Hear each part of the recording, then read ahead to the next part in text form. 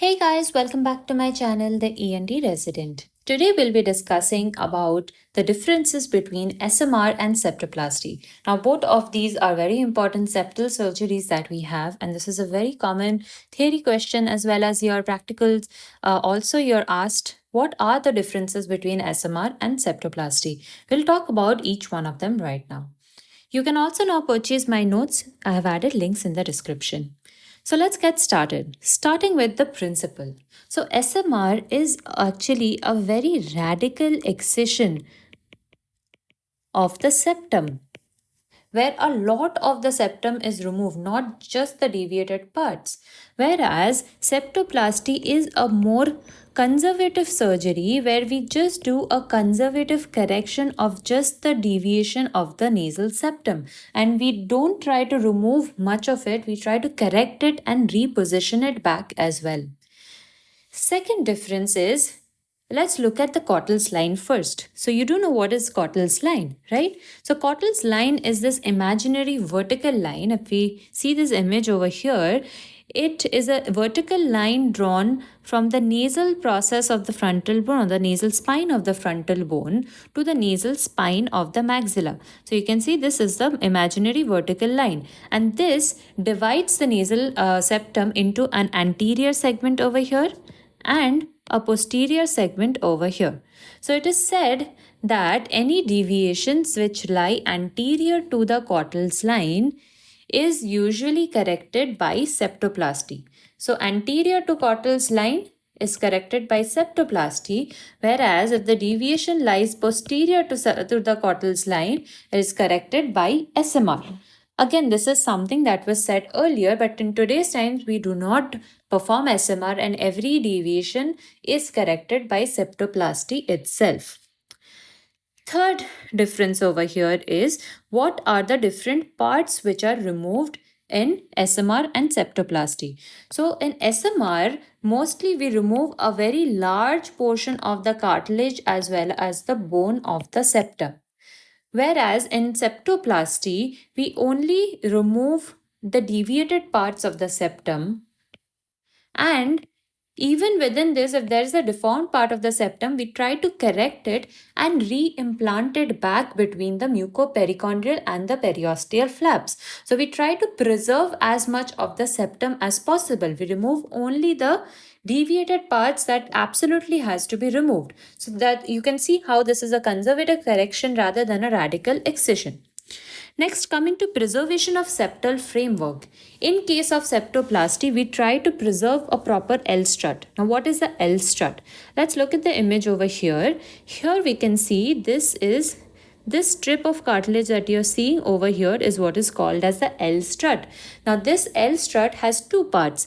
It has a dorsal strut and it has a caudal strut.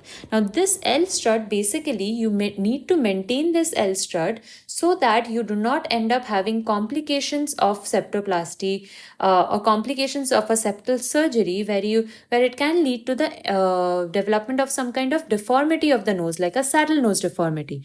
If this L strut is not preserved, proper support to the external dorsum of the nose is not preserved, if say for instance you only preserved this much, and somehow if this is not giving enough support, you can end up developing a saddle deformity of the nose over here, which will end up looking like this. So you can end up a saddle nose deformity over here when there is not enough support to the dorsum and it just collapses inwards.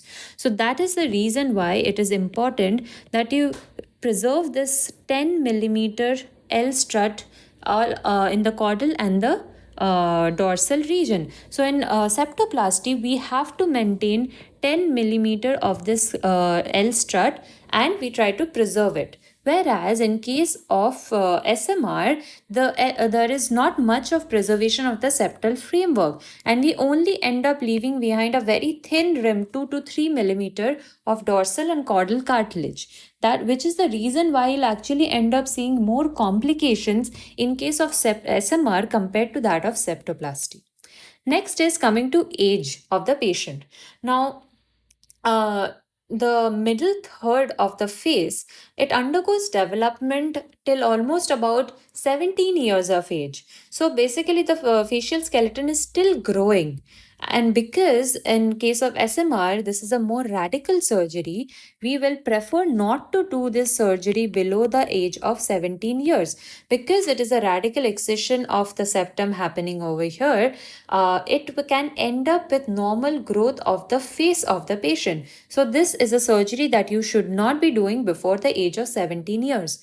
Whereas septoplasty can be done in any age, even in children as well, without affecting their nasal growth. Next, coming to incisions.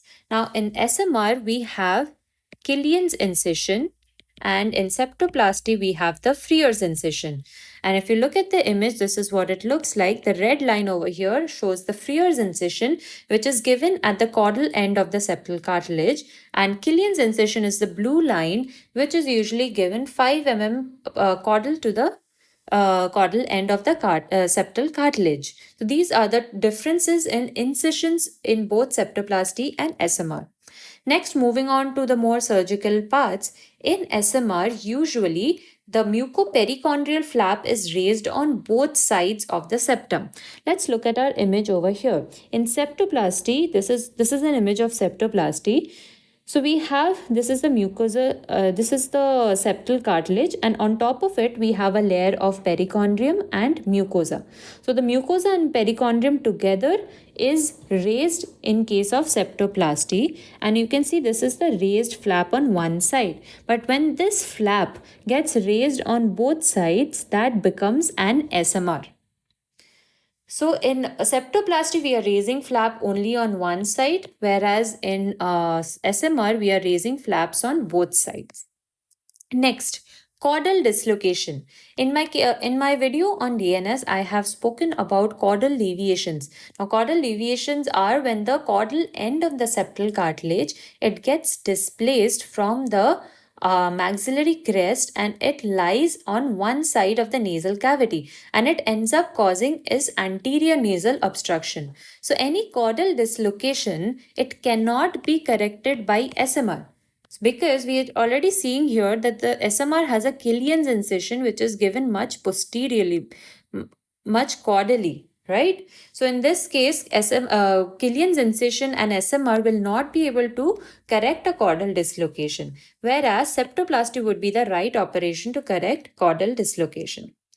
Next, coming to complications. Now, all the complications of septal surgeries are way more in case of SMR compared to septoplasty. Why? Because in SMR, as I said, we raise the flaps on both the sides. So one of the cause is raising flap on both sides. What it leads to developing is that you can end up injuring a flap on the other side. Or after raising the flap on both sides, we perform a radical excision of the deformed parts of the septal cartilage. So this becomes basically a dead space. Now when you are putting both the mucoperichondrial flap together back, the dead space increases over here. There's not much of cartilage support inside. So as a result of this, it can lead to the collection of blood inside and lead to the development of septal hematoma. Now this septal hematoma, if it gets infected, can lead to the development of septal abscess. And this septal abscess, if it is there for a long time, what it can do is it can necrose the mucosa on top of it, and therefore eventually lead to the development of septal perforation. So this is one reason why complications are more in SMR compared to septoplasty, because we are raising flaps on both sides as well as we are removing a big chunk of the cartilage, so there's not much of cartilaginous support left behind when we put the flaps back.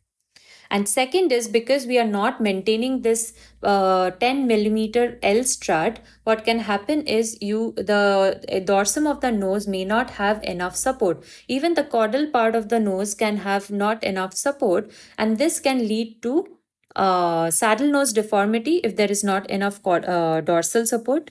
Just a moment. If there is not enough dorsal support, it can lead to a saddle deformity. If there is not enough caudal L strut over here, this can lead to columellar retraction. So these are all the deformities or complications that can happen as a result of SMR. And this can also happen in septoplasty, but the chances are way lesser in case of septoplasty. Next is revision surgery. Now, because we are doing such a radical excision over here, revision surgery is actually not possible in case of SMR, whereas it is very possible to do in case of septoplasty. And last of all, if a rhinoplasty of the nose has to be done in the same patient, this rhinoplasty can be combined with septoplasty, and we can do a combined septorhinoplasty in a patient, whereas rhinoplasty cannot be combined with a case of SMR. So these are all the differences that we have between SMR as well as septoplasty. If you have any questions on this, please note them down in a comment section and I'll get back to you. Thank you.